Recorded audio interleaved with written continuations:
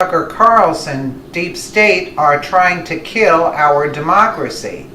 Tucker Carlson claims that the treasonous, corrupt U.S. intelligence agencies are attempting to kill American democracy.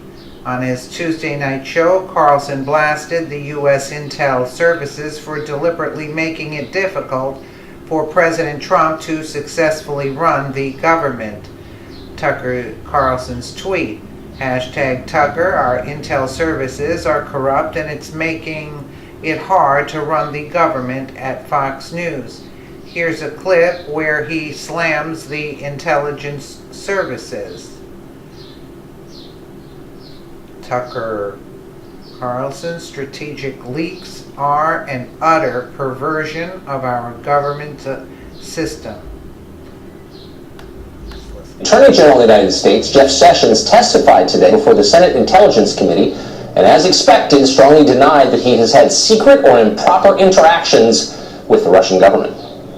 The suggestion that I participated in any collusion, that I was aware of any collusion with the Russian government to hurt this country, which I have served with honor for 35 years, or to undermine the integrity of our democratic process, is an appalling and detestable lie.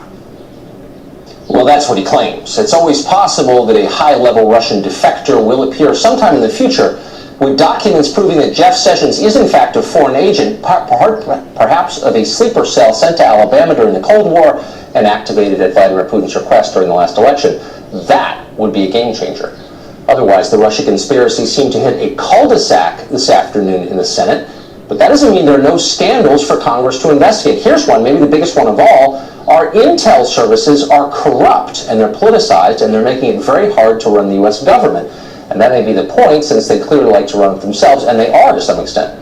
Does that sound like overstatement? Well, consider how much of American politics now revolves around information that's been strategically, often misleadingly and illegally released for political effects. The hearings you watched today are just one example. They took place in part because former FBI Director Jim Comey told senators last week that Sessions may have met Russian Ambassador Kislyak at the Mayflower Hotel in Washington last April. Now, why would Comey think that?